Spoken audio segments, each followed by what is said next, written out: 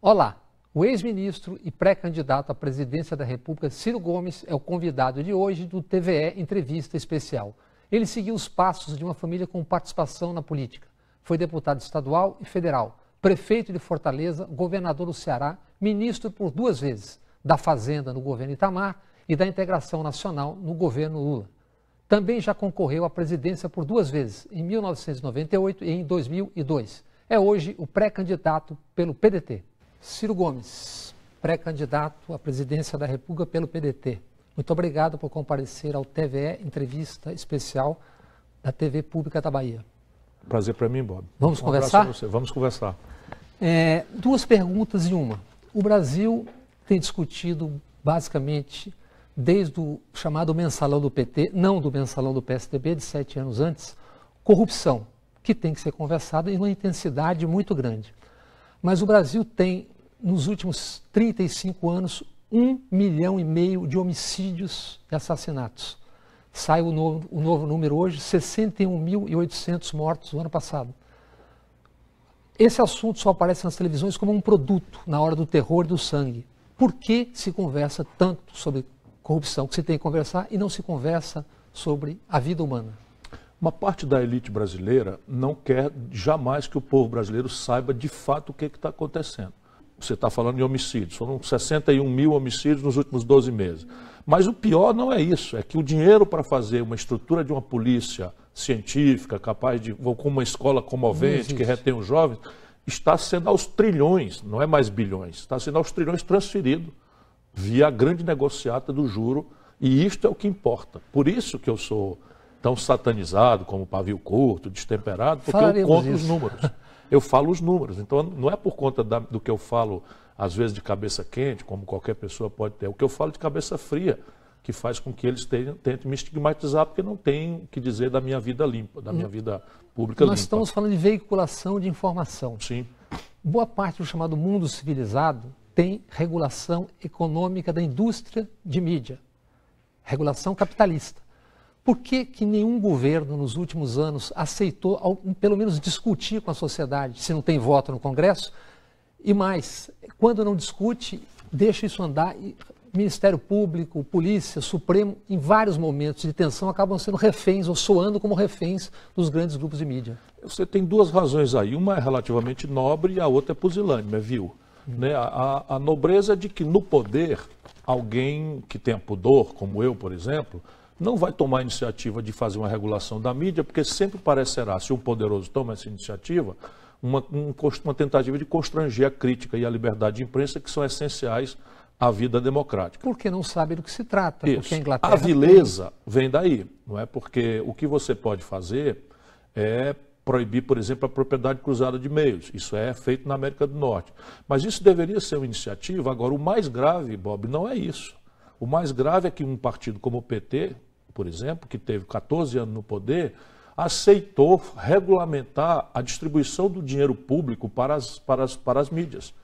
E aí inventaram um termo que é sempre nobilitante, mídia técnica. Então, você tem 70% do dinheiro público, inclusive de setores monopolistas, como a Petrobras, alocado nas grandes emissoras monopolistas da mídia, para atentar contra a democracia. Você, presidente, encaminharia... Vai mudar. O Sérgio Mota tentou, engavetou na 7ª tentativa. Duas providências serão tomadas. Ambas estão na autonomia do presidente da República. A primeira é criar uma estrutura de fomento à criação de milhares de centros alternativos de difusão de informação e de produção cultural.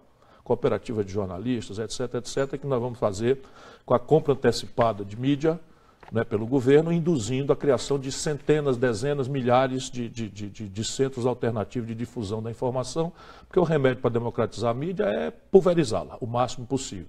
E segundo, a verba será distribuída de forma completamente diferente. Qual? Será feita para a mídia regional. Você, presidente da República, quais seriam as suas primeiras medidas do ponto de vista as principais, econômica e política? É muito importante a gente evitar, né, deixar o povo pensar que você tem um milagre, uma varinha de condão que vai chegar lá. Não. A situação do país é terrível. Eu vou tentar ser o máximo explícito possível na minha proposta, porque se o povo votar em mim eu vou pedir que vote naquilo que eu estou pensando, porque isso dá muita força para um presidente chegar lá e negociar em bases de mais autoridade moral com o Congresso ou com a fração mais reativa do Congresso Nacional, que eu também vou pedir muito ao povo que, se votar em mim, não me mande para Brasília de mão e perna amarrada, votando em deputados e senadores picaretas que estão ali para ferir o interesse nacional, para perseguir o interesse popular e servir ao baronato estrangeiro e local. Agora, algumas providências são óbvias, assim, imediatamente. É preciso fazer uma profunda reforma fiscal, e eu vou abrir o debate assim que começar, e vou estabelecer 6 meses para que esse debate seja concluído. Não quero ser dono da verdade, portanto, vou convocar todos os olhares, todas as ideias, todas as coisas, porque eu quero poder dar a mão aos adversários que eventualmente eu derrote. O Brasil precisa muito disso, não para não vigiar o meu governo, mas só para aqueles 2 ou 3 assuntos agudos que são estratégicos para o país e que não é jogo de governo contra a oposição. Pretendo convocar uma auditoria da dívida pública, não é, garantindo que todos os contratos serão honrados, mas é preciso, de uma vez por todas, que a sociedade brasileira conheça o centro real do nosso problema, que é o explosivo endividamento cevado a juros sobre juros, que vem dilacerando o mundo da produção e o mundo do trabalho no nosso país. E na política? Bom, na política será isso, será a convocação, não é, de um grande debate ao redor de 2 reformas. Uma reforma fiscal, que vai envolver a tributária, a previdenciária e a questão patrimonial, que é a dívida, e uma reforma política. Então a ideia é que você estabeleça o debate em 6 meses. O Pacto Federativo será também imediatamente, eu estou pensando entre a eleição e a posse, convocar os 27 governadores eleitos, que serão simultaneamente eleitos como o próximo presidente da República, e discutir com eles um saneamento, uma consolidação desses passivos que estão estrangulando o Rio de Janeiro, Rio Grande do Sul, Minas Gerais e mais 21 estados do Brasil. E eu preciso fazer isso em troca do apoio, né, dos estados para uma grande reforma fiscal no país.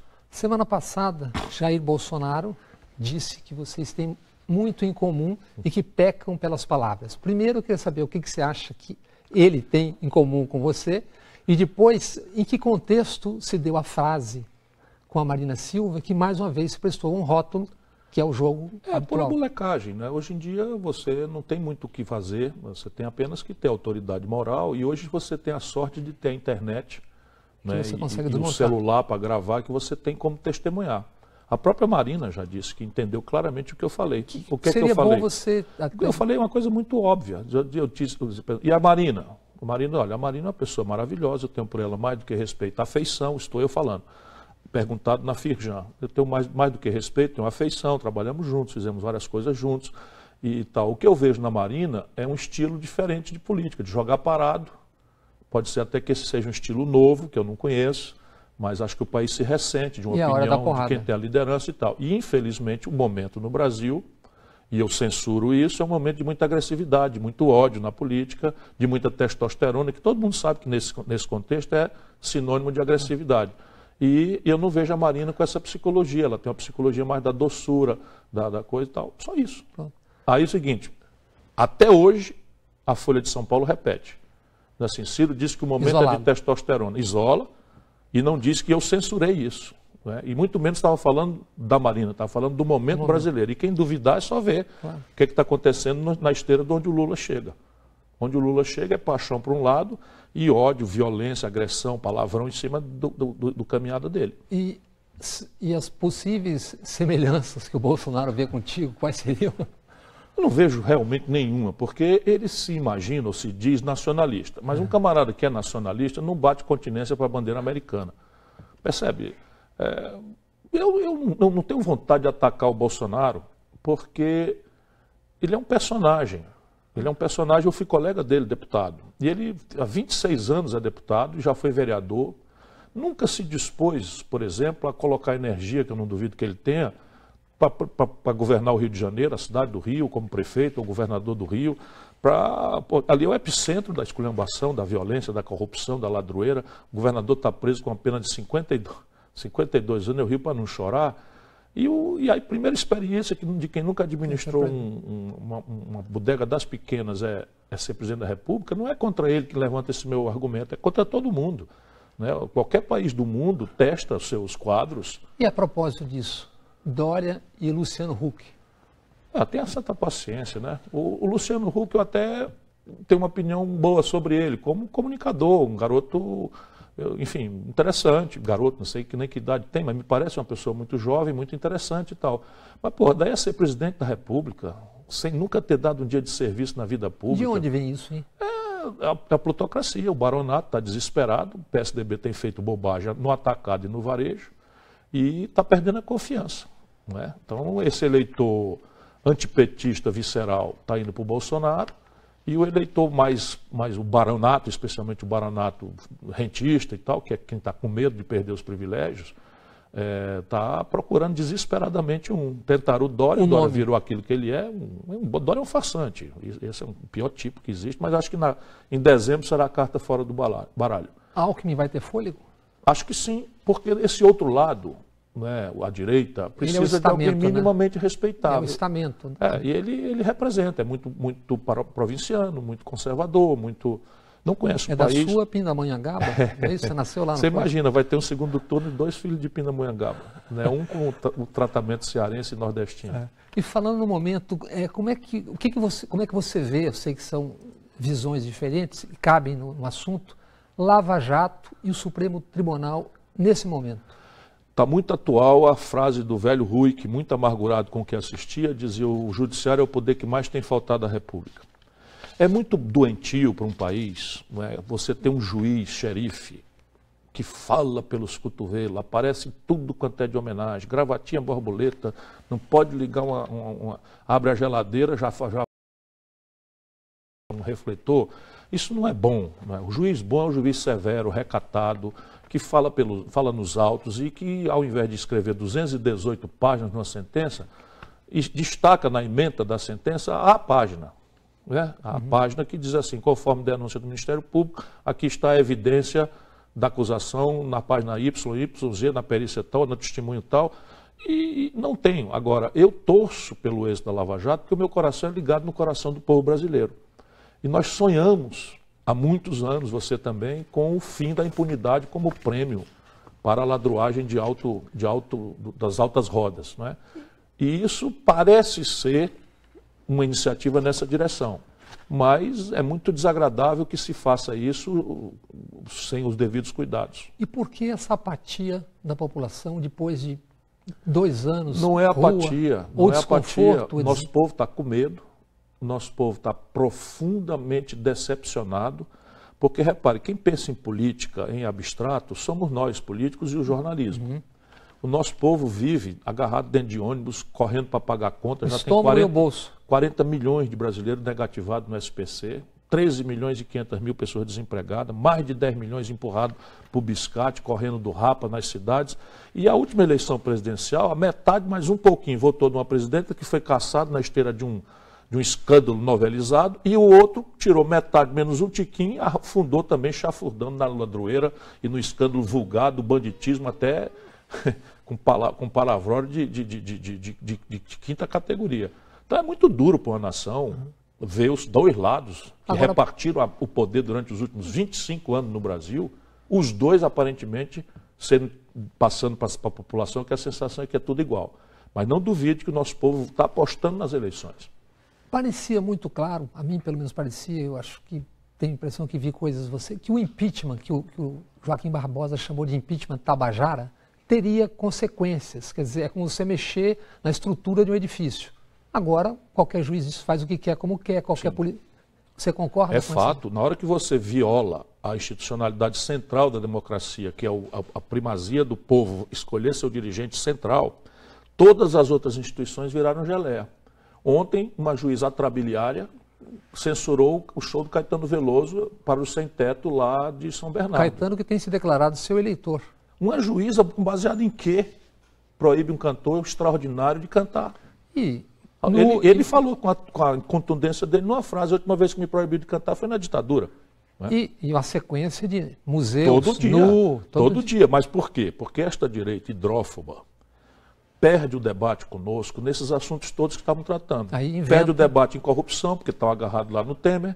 perde o debate na economia porque estão afundando o país no Aí desemprego, aí querem trocar o É o lugar leão do da debate. montanha, o leão da montanha, a saída pela direita. Eles querem trocar o debate. Então vamos agora, aproveitando que o nosso povo não é católico, é neopentecostal, é evangélico, etc., e que é relativamente conservador em matéria de costume, eles querem que o povo, ao invés de discutir o desemprego, a violência que matou 60 mil pessoas, eles querem que a gente vá discutir agora uma expressão de péssimo gosto artístico, que é uma performance que, se ele não tivesse escandalizado, ninguém tinha sabido o que tinha acontecido. Não, e comandados por Alexandre Frota, sim, ator de 20 episódios da Brasileirinhas. Ator pornô, que se gabou outro dia numa entrevista de ter currado uma senhora, né, de ter estuprado uma senhora. Economia, que você é do ramo e eu não sou. Esses são uns bandidos assim, ignóbeis. Assim, eu tenho vontade de encarar essa gente. MBL. Isso é tudo de pentelho de quinta categoria, tudo vendido. Economia, tu é do ramo, foi ministro da Fazenda. Eu estava fora do Brasil em 2011 e vi alguns economistas numa conversa que estávamos tendo, Paulo Nogueira Batista, Beluso, e eles Dois amigos. diziam que tinha uma armadilha, ou tornou-se uma armadilha, o câmbio que vinha lá de trás do real. Traduzindo para a população, o que significa isso? Basicamente, nós descobrimos lá atrás, com o Plano Real, que você não tem condição de congelar preço, nem condição de tabelar, porque não funciona. Mas descobrimos que existe um preço, só um preço relativo na economia, que se você controlar, você controla todos os outros. A moeda. Que é a taxa, quer dizer, quantos reais você usa para comprar $1. Por quê? O povo não compra dólar, mas o povo come pão. Tem um erro repetido por aí afora para ajudar o nosso povo a entender. Então, pão, o Brasil não produz trigo suficiente para fazer o pão que a gente come. Então, a gente tem que comprar trigo lá fora e tudo que a gente compra fora tem que pagar com dólar. Então, nosso povo não compra dólar, mas toma remédio. 80% da química fina dos remédios brasileiros, essa estúpida política econômica que nós temos vivenciado, são importados do estrangeiro. Então, se você precisava de R$4 ou de R$1,75 de real para comprar $1 de Tilenol, se o real passa para 4 por 1, como passou com a Dilma, você empobrece, você compra metade, menos da metade do Tilenol. Então o povo não compra dólar, mas anda de ônibus. O preço do diesel, 60% do óleo diesel que é consumido no Brasil, escandalosamente estão sendo importados do estrangeiro. Então o Brasil tem uma política genial de exportar petróleo bruto barato e importar gasolina, querosene, óleo diesel, lubrificantes do estrangeiro em dólar. Então sobe o dólar, sobe o preço do diesel, sobe o preço da passagem de ônibus. E aí, o que aconteceu? O Fernando Henrique manipulou o câmbio para o povo ter uma sensação de conforto até ele ganhar a eleição. Disse que não mudaria, mudou 11 dias depois. Quebrou o país. Mas aí repare, olha como a tragédia brasileira funciona. O Lula criou o movimento Fora FHC, assinou um pedido de impeachment e entregou na mão do então presidente da Câmara, braço direito, Fernando Henrique, Michel Temer. Esse. O homem a quem o Lula depois faz vice-presidente da República, de uma presidente inexperiente como a Dilma. Aí o que aconteceu com a Dilma? A mesma coisa. No dia que o Lula entregou o governo para ela, o real estava R$1,75 por dólar. Quando a Dilma acabou de ganhar a eleição, o real foi para R$4 por dólar. Então o povão se sentiu enganado. E de fato foi enganado. Você falou de alianças. Como é possível você ganhar aliança? Com quem você faria aliança? Por exemplo, você foi um crítico da aliança Dilma-Temer.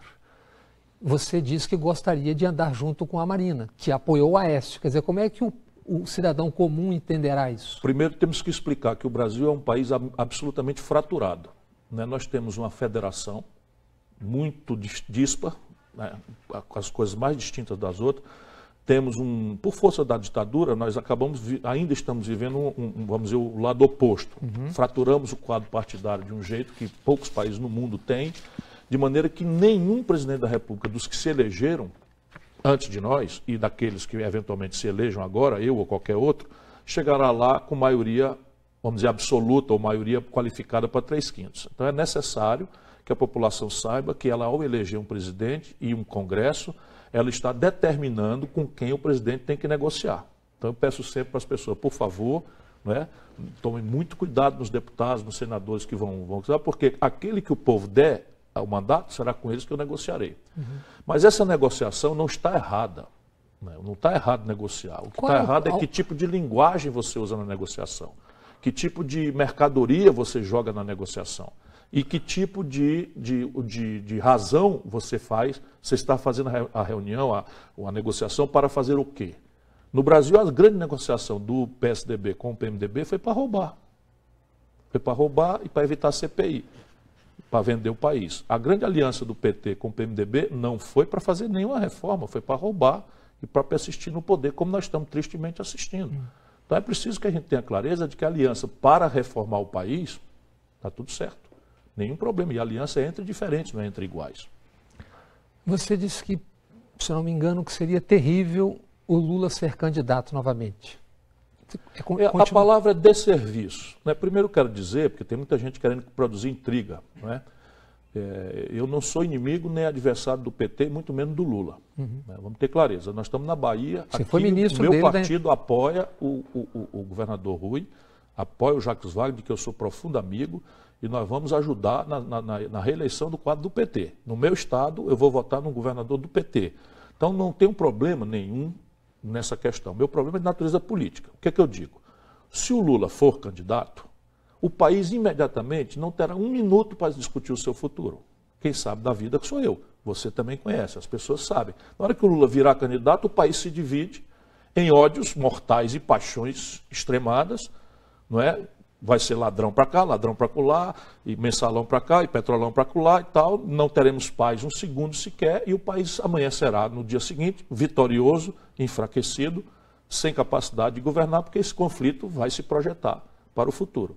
O que é eu sonho? Pode ser sonho como seja. Eu sonho o seguinte: o Lula absolvido, né, na segunda instância, do alto das pesquisas que lhe dão essa generosa posição, convoca um grande debate no país para unificar o Brasil, ou pelo menos o campo progressista.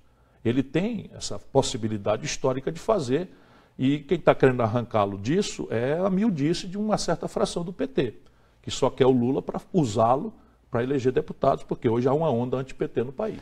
Ainda falando de Lula, que tem algo como 35% nas pesquisas de opinião hoje. Digamos que ele chegue a 40% e o tribunal confirme a sua culpa, a condenação. Que cenário teremos e que riscos se correm políticos? Nós dependeremos muito, muito, muito do amor do Lula ao povo brasileiro. Porque se ele extremar, o país viverá um cenário que eu não consigo visualizar, mas um cenário muito perigoso, de violência inclusive. Você já percebe isso? Percebo claramente. Tem conversado com ele? Ultimamente menos. Não é? Hoje, quais são as alianças básicas que você imagina já para a campanha? Eu sonho em unificar o campo progressista brasileiro para que nós ofereçamos um amplo projeto nacional de desenvolvimento que privilegie os interesses de quem produz e quem trabalha. Com agendas bastante concretas de reindustrialização do país, de domar a taxa de juros. Que tem a ver com a questão cambial lá atrás. Completamente, completamente. Porque, repare, nosso modo de vida normal, isso o nosso povo precisa entender, crescentemente é referido a um padrão de consumo que nós estamos desaprendendo a fazer. Então, veja bem, 80% do valor de um carro que roda nas ruas do Brasil, mesmo montado aqui em Salvador, aqui na Bahia, vem do estrangeiro, a parte cara, mecatrônica do carro. Você tem 80% dos remédios que eu já falei. Você tem todos os computadores e tudo que é derivado de informática, o caixa eletrônico, a catraca eletrônica de ônibus, enfim. Né? Tudo, a ótica, a televisão, toda a eletroeletrônica, todos os celulares, tudo isso é importado. E o Brasil, que já tirou 30% da sua riqueza da indústria, hoje está se desindustrializando selvagemmente. Então nós estamos tirando hoje 8% apenas da nossa riqueza são da indústria. O que volta o Brasil é o que nós éramos em 1910. E aí nós estamos pagando isso com minério de ferro, com soja, com milho, que não paga a conta. É só você ver o preço de barril de petróleo, minério de ferro, para pagar eletroeletrônico e química fina. Essa conta não fecha. Então, ciclicamente, nós temos um problema de ruptura do valor da nossa moeda, como eu já tentei explicar, e isso passa para a população a alta de custo de vida, que vira uma miragem de inflação, na qual o governo atira equivocadamente, ou seja, mentindo, atiram com taxa de juros. O resultado, a dívida explodiu de um jeito tal que hoje metade do orçamento é levado pelo juro da dívida. E se a gente quiser falar sério em segurança pública, se quiser falar sério em educar o nosso povo, se quiser falar sério em concluir as obras de infraestrutura paralisadas do país, retomar a indústria naval, tudo parado, tudo sendo destruído, nós temos que fazer esse conflito. E aí o conflito é sanguinário, porque meia dúzia de gente, mas eles mandam nas televisões. Quem são os atores com quem você conversaria de instituições? E quem são os que reagem? Veja, hoje o meu projeto, eu não tenho vontade de brigar com ninguém. Até porque eu estou tentando chamar a atenção de que essa turma do baronato financeiro, a rigor, está dando um tiro no pé. O chamado o mercado. O mercado. Eles agora se atribuem, inclusive, são uma categoria superior ao povo, superior a Deus, superior a tudo, na cabeça deles. É uma entidade que não se apresenta, não assina nada, mas atua pesadamente. Mas eles estão dando um tiro no pé porque hoje já são quase 600 bilhões de reais de crédito podre. Porque está quebrando a economia como um todo. E se está quebrando a economia, não vai se pagar o banco. Para o telespectador compreender, o que significa isso? 600 bilhões de crédito podre. Onde isso vai bater? É o seguinte, hoje tem 40 milhões de brasileiros no SPC. 100% das empresas brasileiras, até o trimestre passado, não fizeram caixa suficiente para pagar o papagaio do banco, o vencido no período. Portanto, os bancos estão totalmente retraídos e quando a Oi faturava bonito, descontava suas duplicatas no Bradesco, no Itaú, que ganhava muito dinheiro com ela. Quando a Oi foi quebrar, por um passe de mágica, o tal mercado empurrou o crédito podre para as costas do povo brasileiro. Hoje todo o buraco, todo o calote da Oi está em cima da Caixa Econômica, do Banco do Brasil e do BNDES. Isso é o mercado à brasileira. Prejuízo, quer dizer, lucro do barão, prejuízo espeta nas costas do povão, que não tem direito nem sequer de debater o real da sua vida, porque está sendo novelizado aí o escândalo para tentar demonstrar que a política é tudo pilantra para poder eles continuarem mandando. Agora, reunir a agenda de quem produz no Brasil me leva a falar com a indústria nacional brasileira. Você tem falado? Tenho falado bastante. Tenho falado bastante e é crescente vamos dizer, a remoção dos preconceitos. Porque há na cabeça do barão brasileiro, mesmo da indústria, tem uma esquizofrenia. Ele, na indústria, ele percebe que tem uma coisa dramaticamente errada. Mas quando ele tira um excedente na pessoa física, ele bota no juro. E aí ele fica conservador. Nossa. Como os juros agora vão ter que cair consistentemente para baixo, abriu-se uma fresta para que eles entendam a necessidade da gente restaurar a condição de produzir e trabalhar. Com quem você conversa para desfazer isso? Quem são os... Não, eu converso com o empresariado nacional brasileiro, você tem uma relação boa com todo mundo, eu fui ministro da Fazenda, eu conheço essa gente toda, e evidentemente há uma certa desconfiança do meu jeito. Por quê? É a coisa do jeito pessoal? Não, é a coisa do Nordeste? Não é o que nada. Que é? Do jeito pessoal, agora sou um sexagenário, já sou avô, estou com os cabelos brancos e tal, e estou mais tranquilo, mais sereno, mas a minha indignação é a mesma. A minha indignação é a mesma. Agora, a questão básica é a desconfiança, porque eles sabem que dessa turma toda, quem não negocia, quem não transige neste ponto sou eu. Por exemplo, na minha campanha de presidente da República, eu não aceitei receber dinheiro de banco. Simples assim.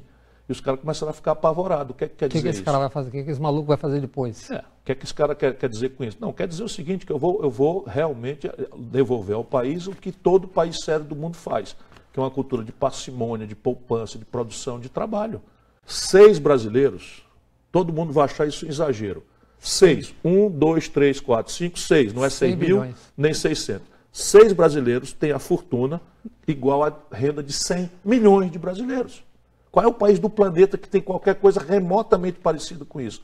Nem a Zâmbia, nem o Congo, nenhum dos países mais atrasados, do ponto de vista econômico, da África sofre disso. E não é possível mais adiar o que nós temos que fazer no país. Política externa. O Lula, projeto Sul-Sul. Você tem uma concepção? Qual é? Não, a minha concepção não é Sul-Sul. O Brasil é uma nação que tem que desenvolver uma relação absolutamente plural com o planeta Terra, em cima de alguns princípios básicos. Primeiro, solução pacífica dos conflitos. Segundo, não intervenção em assuntos domésticos. Terceiro, uma ordem multilateral que imponha o direito à força na ordem internacional. E por um planeta multipolar. Então, esses 2 últimos aqui nos fazem ter uma tensão permanente com as potências do norte, do Atlântico Norte. Porém, eu não desejo trocar o imperialismo americano por um imperialismo chinês. Nós precisamos celebrar com o BRICS, que é uma iniciativa muito importante, um status novo nas nossas relações. E esse status novo o Brasil deve pedir, deve tensionar essas relações por uma preferência comercial para a produção industrial brasileira, que nós vamos reiniciar, transferências tecnológicas sensíveis, nós estamos falando de tecnologia de foguete, tecnologia de satélite, tecnologia de propulsão nuclear, química fina, Nós precisamos ter uma transferência tecnológica e temos que reforçar o Banco do BRICS. Estive agora lá na China e conversei com eles. Fui no BRICS, no Banco do BRICS, e conversei com todos lá, o comissário do partido e tudo. E disse para ele, o comissário ficou meio assustado assim, mas eu disse para ele, olha, o Banco Nacional de Desenvolvimento Econômico e Social Brasileiro, o BNDES, é maior do que o Banco Mundial. Não faz sentido que o Banco do BRICS não seja. Por quê? Porque nós precisamos de uma agência de financiamento multilateral rebelde ao Fundo Monetário Internacional para financiar experimentalismos institucionais no mundo. E isso faz com que a gente possa ter, vamos dizer, uma relação diferente. E aí você veja, por onde nós começamos? Começamos na América do Sul.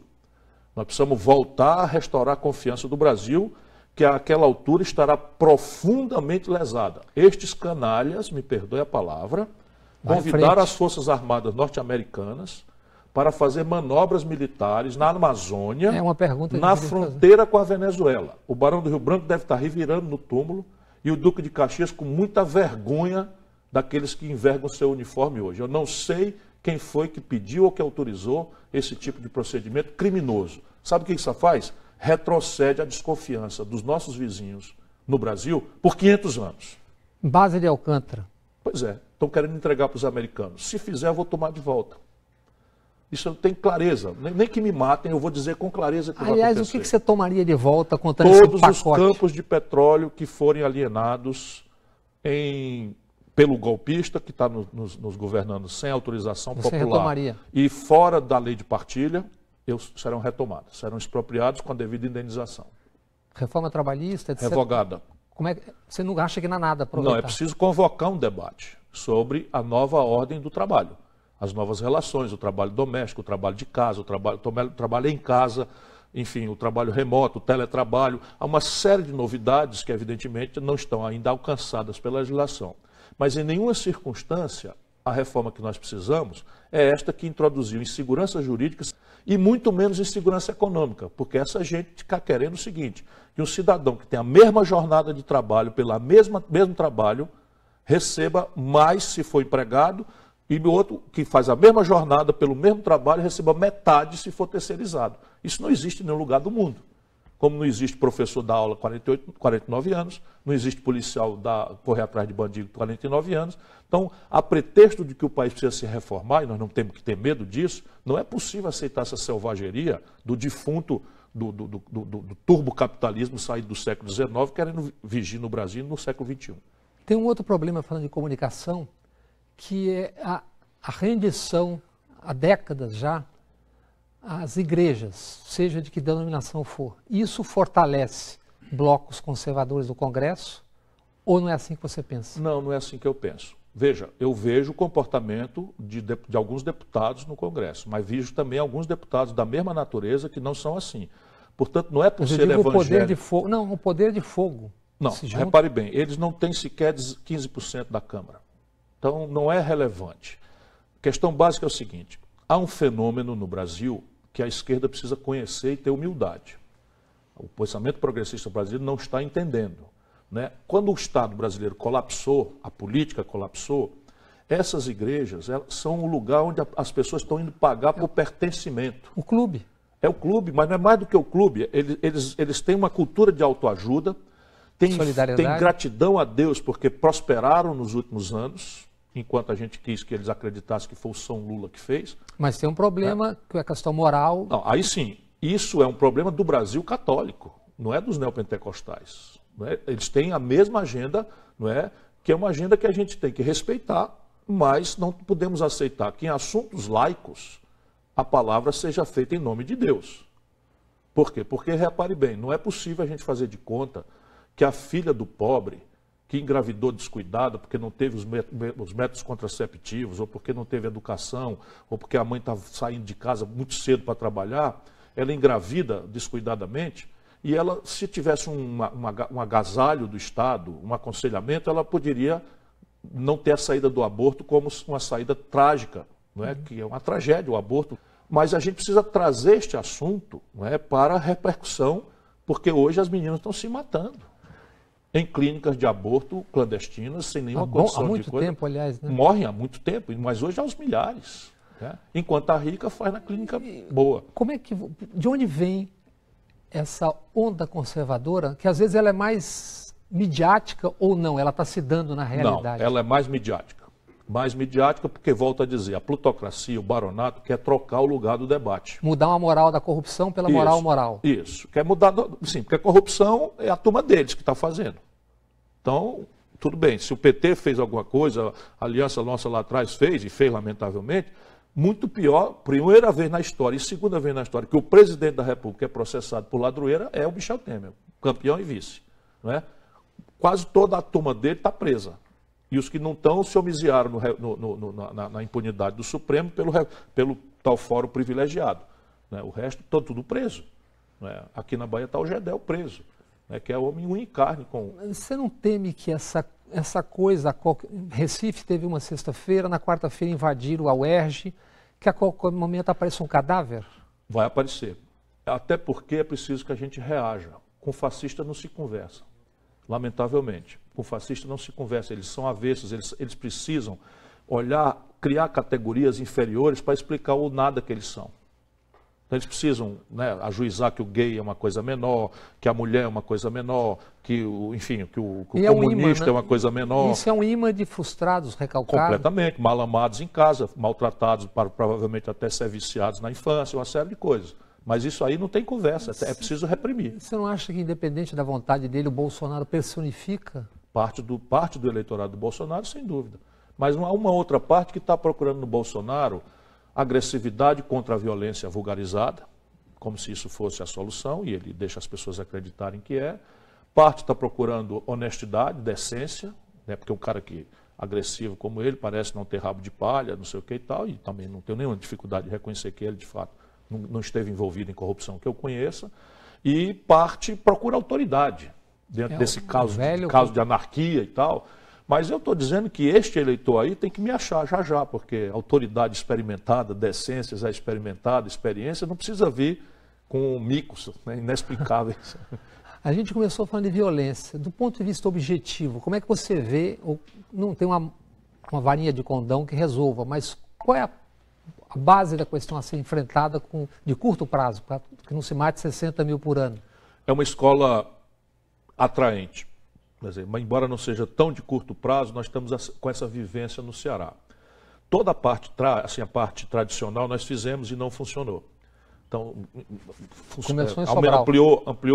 ampliamos muito o efetivo de polícia, melhoramos muito o salário, academia de polícia sofisticada, equipamento, viatura, armas de última geração, coletes de última geração mais leves, bota, aquele Segway, não sei o quê, tudo, até numa certa crítica foi feito, e nós conseguimos, e tecnologia, né, que não se deve explicitar bem o que é, mas nós resolvemos parte importante dos crimes mais elaborados, sequestro, roubo de carga, assalto a banco e tal, mas homicídio e assalto explodiram, porque o sistema de justiça no Brasil, nestes casos, já funcionou. Repare, o cidadão foi preso pela polícia, foi acusado pelo Ministério Público, foi condenado pela Justiça e está segregado na convivência social num presídio até de segurança máxima. E dali de dentro comanda as facções criminosas no país inteiro. Outro dia deram uma ordem, queimaram 9 ônibus em Fortaleza. E isso aqui está nos obrigando a refletir, né, sobre que saídas nós temos para isso. Eu estou reunindo um grupo que se reúne ciclicamente no Rio de Janeiro para me dar subsídios para uma inovação. Você está correndo o Brasil, você deve estar vendo que eu vejo, por exemplo, que todas as grandes cidades do país, médias e até às vezes pequenas, têm um pedaço do território dominado pelo narcotráfico. Essa é uma questão seríssima. Um cérebro se liga a tudo isso, a gente está em estágio pré-mafioso. Como se enfrenta isso no curto prazo? É com inteligência.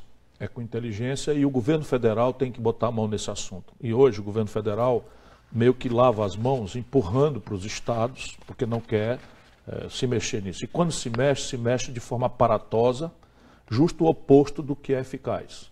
O que é o aparatoso? É você pegar o exército, um bocado de garoto treinado para matar o inimigo, para entrar numa comunidade de gente boa, trabalhadora, que está ali submetida ao terror e ao clientelismo do chefão do tráfico, enfim, da facção organizada, e fica ali no meio correndo o risco de serem no meio de uma barbárie. Ali é clientelismo e terror. E as pessoas estabelecem uma relação para sobreviver ali e vão vivendo. Daí a pouco o Estado, que não vai lá com polícia, que não vai lá com escola, que não vai lá com saúde, que não vai lá com oportunidade para educar os jovens numa escola que preste, vai lá com o aparato do Exército Nacional, o barulheira de helicóptero, joga bala perdida, tanque e tal para lá. O que é uma estupidez. O que resolve isso no mundo inteiro é inteligência. Inteligência nesse sentido técnico do termo, para que a população nos entenda. É você mapear, né, a cabeça do crime organizado e fazer cirurgicamente a apreensão, enfim, a prisão desses chefes do coisa. Fazer uma, fazer duas, fazer três, segregar. Presídios de segurança máxima têm que ser ampliados, excluir a comunicação de forma absolutamente severa, né, e isso só poderá ser feito se for pelo Poder Federal. Por quê? Porque, por regra, o policial local tem a sua família morando nas mesmas comunidades. Refém. E fica com medo, né, com razão. Lá no Ceará, os policiais, quando saem paisano, botam a carteira de identidade no sapato. Essa é uma outra questão. Né? PM, seu irmão, por exemplo, quando governador, teve que enfrentar, se não me engano, o Réveillon. Na minha opinião, enfrentou mal, porque esse tipo de coisa tem que ser mão de aço. Né? Eu teria botado para fora todos os amotinados. Ele teve que se render. No primeiro dia. Eu teria. Não, a turma lá entrou, negociação, direitos humanos, não sei o que e tal. E ele acabou produzindo um fascista lá que hoje é político. Né? Aqui na Bahia foi feito o correto, prender o vagabundo, que é o que tem que fazer. Legalização das drogas. Como é que você Esse vê? é um debate que nós precisamos não ter medo de fazer. E aqui, de novo, é um assunto mundano, absolutamente mundano, onde as religiões têm um papel muito relevante, não é? Na educação, na pedagogia dos seus adeptos, mas não pode interditar o diálogo, nem que seja para chegarmos à conclusão de que não vale a pena. Né? Eu próprio não estou seguro, porque a droga é um flagelo tão grave que aonde se liberou não funcionou e aonde se reprime não funcionou também. E como é que está indo no Uruguai? Né? O Uruguai aumentou a criminalidade e aumentou o consumo também. É talvez o único caso. Em Portugal, tem uma solução alternativa em que se continua descriminalizando, quer dizer, se descriminaliza o uso. E eles acabaram estabelecendo de forma muito inteligente a questão a diferença entre tráfico e uso é a posse de o que os especialistas consideram que um dependente precisa para usar durante uma semana. Se ele for apanhado com quantidade de droga, qualquer que seja ela, né, isso é muito imaginoso lá, com o que os especialistas dizem, até 20 gramas, 30 gramas, sei lá de que tipo, né, esse daí é tratado como problema de saúde pública. E aí tem toda uma terapia de redução de danos, que é a política que nós implantamos no Ceará e que tem funcionado bastante bem. E esse é um tema que você vai enfrentar? Nós não temos como não enfrentar, porque se a gente quer trabalhar a segurança pública, se nós queremos trabalhar a segurança pública, daqueles 61 mil homicídios, basicamente você tem jovens, negros, pobres, na periferia, ou caboclos, no caso de outros lugares do Nordeste, mas sempre jovens, pobres, negros. E aí a população que está com medo fica achando que a intensidade da pena é que resolve o problema. E não é. Olha o chocante, dos 61 mil homicídios acontecidos nos últimos 12 meses no Brasil, só 8% estão investigados. Não é que já acharam o culpado, só investigam os 8%. Portanto, é a atividade mais impune. É matar alguém no Brasil. E 41% dos presos ainda sem pena ou com pena vencida. Pois é, ou um terço deles garotos que foram flagrados com pequeníssimas quantidades de droga, que a polícia precisa produzir estatística de repressão, não tem um traficante relevante preso, ou tem muito poucos, e a meninada sendo presa para fazer estatística, chega lá para se proteger, se obriga a se filiar a uma dessas facções criminosas, senão a turma vai matá-lo, viciá-lo, o diabo, e os nossos presídios viraram escola de coisas. Está tudo errado e não é possível interditar esse debate por nenhuma ordem de argumento. Por nenhuma ordem de argumento. Na campanha, na televisão, na hora da campanha, você vai tratar dessa forma o assunto? Eu vou tratar, porque não tem... É evidente que eu não chego com a resposta pronta. Eu apenas vou me comprometer de chamar um grande e fraterno debate no país sobre essas questões centrais. E vou botar a mão no assunto de segurança pública. Vou criar o Ministério da Segurança Pública. Já tem nome?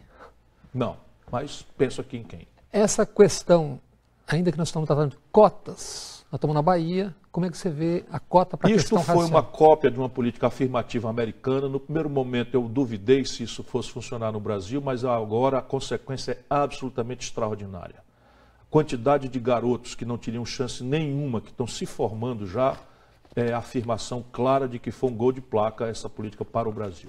Meu medo é que isso acirrasse o conflito racial ao invés de desmontar o preconceito. Não aconteceu.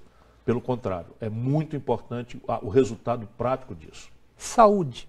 Qual é o seu pensamento a respeito? Se há um assunto onde o Brasil tem um conceito muito bom, que não precisa se alterar, é na saúde pública.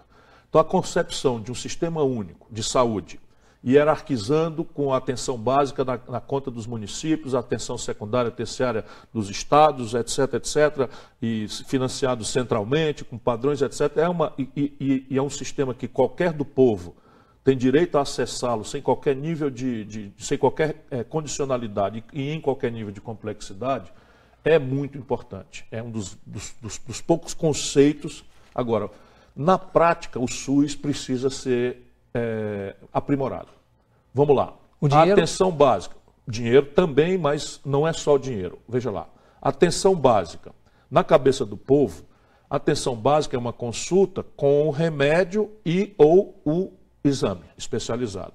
E isso está colapsando. Então, na formação, por exemplo, de médicos, o município não tem força.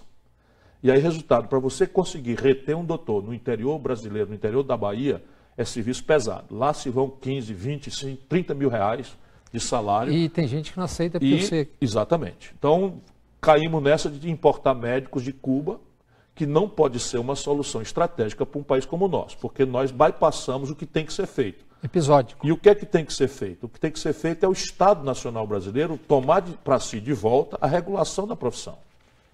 Por exemplo, no Brasil hoje nós temos menos anestesistas do que tínhamos há 10, 15 anos atrás. Porque nós abrimos mão, o Estado brasileiro cedeu, privatizou, e a Associação dos Anestesistas do Brasil criou praticamente uma prática de cooperativas. E eles então não aceitam mais se submeter a concurso público. E aí você mata o sistema, todo o sistema de emergência, todo o sistema de cirurgia do país não funciona sem anestesista. Por quê? Era uma defesa deles contra os maus salários. Aí eles fazem o quê? Um procedimento é cobrado quase no valor do salário de um médico, cirurgião, que está ali do lado dele no mesmo procedimento. Então isso não tem como a União não resolver, embora sejam atribuições da prestação de serviço local. Mas você tem exames especializados. No Ceará nós criamos policlínicas. Então essas policlínicas foram prioritariamente para o interior, agora vai começar na capital, e essas policlínicas, o doutor faz a consulta e pede o exame imediatamente pelo computador online e o computador devolve a hora e o dia para o cidadão ir, tem transporte sanitário, e isso é feito em consórcio, grupos de município com o Estado catalisando, eles elegem o chefe do consórcio e o Estado paga metade e eles dividem a outra metade na proporção dos seus usuários. Está funcionando muito bem. E aí você tem essa questão da formação, é uma tarefa da União, mas o SUS não precisa muita alteração conceitual, não. Mas dinheiro? Dinheiro tem que mudar. Agora, você tem distorções graves. Por exemplo, hoje, o judiciário brasileiro, de forma imprudente, por regra, autoriza remédios experimentais de altíssimo custo nos Estados Unidos, que não foram sequer homologados pela Anvisa, e aí o Estado importa à força de uma liminar, quando chega na fronteira, a Receita Federal apreende, e a gente tem que entrar com mandado de segurança para obter, por ordem judicial, a liberação do remédio. Só o Ceará já passou de 150 milhões por ano. Retidos. Isto é uma inversão absoluta de prioridade, porque nós precisamos reforçar a emergência, UTI, que é de onde o povo se assusta. Né? Onde o povo se assusta, o povo tem muito medo da saúde, mas é na porta de entrada do sistema de emergência do país. Porque, por regra, hospitais secundários, terciários, o SUS vai razoavelmente bem. Esses temas que interessam muito a população. Tem gente no governo falando em mudar planos de saúde para idosos, isso com o Brasil envelhecendo. Nós estamos sob um golpe de Estado, não é? Com todas as agendas canalhas. E infelizmente, para quem como eu sabe o que está acontecendo, não dá para dizer outra palavra. Eles vão isolar a palavra canalha que você usou. Não faz mal, não faz mal. Enfim, imagina como é que a gente chama um ministro que resolve botar em debate o aumento do valor do plano de saúde para idosos. Quando o camarada, quando jovem, praticamente não usa, portanto ele é superavitário para o plano. Quando ele começa a ser deficitário, ou seja, a lógica do plano começa a devolver, aí eles vão cobrar mais de um camarada que está debilitado e, não esqueça, estão querendo constranger os proventos do aposentado. Então, assim, aumentar o valor e constranger a renda do cidadão, para conservar uma taxa de juros absolutamente inexplicável. Ainda continuando, meio ambiente, Brasil. Nós temos que entender que meio ambiente não é um assunto fragmentário. Tá no contexto. Ou seja, não é razoável que alguém seja encarregado da defesa do meio ambiente, e esse é do bem, ponha muitas aspas nisso, e o outro é encarregado de não deixar faltar energia para o povo, e esse é do mal. Então esse debate não pode mais subsistir. Posicionou na época das hidrelétricas do governo? Sim, a favor completamente. Por quê? Não pode faltar energia. E energia tem que ser a mais limpa e barata possível, porque não basta ser limpa. Tem que ser módica a tarifa para que o povão da favela possa também ligar sua TV, ligar seu ferro elétrico, ligar sua geladeira, não é? Acender a luz quando chega em casa de noite. Enfim, então qual é a matriz energética mais limpa e barata do planeta? É a matriz hidráulica. Inclusive é uso não consultivo, ou seja, não se consome água com isso. A água apenas movimenta as turbinas e se isso for verdade, nós caímos num silogismo, numa obviedade. Temos que ir para a hidrologia. E na hidrologia é onde tem declive e aclive para ter carga. E aí você chega em Belo Monte, Santo Antônio, Giral, e hoje a tecnologia permite que você, por exemplo, Belo Monte, a cota máxima de Belo Monte é da chia natural do rio. Portanto, não inundou ninguém. Não inundou ninguém. Aí ficam inventando que não tem o quê, que não teve audiência, que não sei o quê. Por quê? Estou bem, tá bom, não vamos fazer Belo Monte, não vamos fazer Santo Antônio, vamos fazer Giral. De onde é que vai vir energia? Vai vir de termoelétrica carvão, termoelétrica petróleo, que é muito mais poluente, muito mais cara, custa 4 vezes mais cara, como agora meter a bandeira vermelha na conta do nosso povo, porque estão acionando as termoelétricas a carvão e a petróleo. Então, assim, enquanto as pessoas falam, a gente faz, né, que é um pouco a diferença. As 3 primeiras torres eólicas que entraram no território brasileiro, eu que trouxe, quando era jovem governador, e botei as 3 monumentalmente lá no Porto do Mucuripe, até hoje estão lá. E hoje o Ceará tem autossuficiência em energia só de base eólica. Veja lá, agora só que tem o seguinte, chega os BR-OBRO que a gente chama, né? Setembro, outubro, novembro, dezembro, o vento está bombando. Aí chega janeiro, fevereiro, no ano normal, o vento para. Resultado, como é que faz? Então a turma fala muito, mas não sabe do que é. Questão regional. O Nordeste dentro do Brasil. Qualquer projeto nacional de desenvolvimento, e o meu, comovidamente pela minha história, compreende, tem que entender o Brasil profundo. E o Brasil profundo, para o bem, não é só para o mal também, né, está nas regiões. Se você olhar, por exemplo, o Fundão do Mato Grosso, Lucas do Rio Verde e suas proximidades, aquilo é a Califórnia. Aquilo ali não tem crise, não tem absolutamente nada. Não é? Mas se você olhar o fundão do semiárido nordestino, você tem aí uma miséria de massa e de falta de alternativa nas culturas tradicionais de plantar milho e feijão, espiando para o céu se São Pedro vai mandar chuva e passa 5 anos sem vir chuva regular. Evidentemente que o Brasil não pode ter um projeto que não compreenda essas diversidades regionais para o bem, porque isso também permite ao país experimentar alternativas de instituições e políticas e intervenções do Estado Nacional Brasileiro, pelas suas diversas expressões, que podem fazer um prêmio Nobel vir para o Brasil. Vamos lá, eu vou introduzir no país, isso aqui é em primeira mão, porque eu tenho medo de ser copiado, mas eu vou introduzir no Brasil uma lei de responsabilidade social. Basicamente, em bases mesorregionais, nós vamos identificar indicadores de saúde e de educação que, não atingidos em base regional, deflagram um processo de intervenção federal, estadual, naquela localidade para sanear e trazer, por exemplo, mortalidade infantil, evasão escolar para patamares que minimamente sejam toleráveis numa evolução do país. Isso muda radicalmente a nossa sorte. Ciro Gomes, muito obrigado pela sua presença aqui na TVE, que é a TV Pública da Bahia. Muito obrigado, Bob. Obrigado a todos.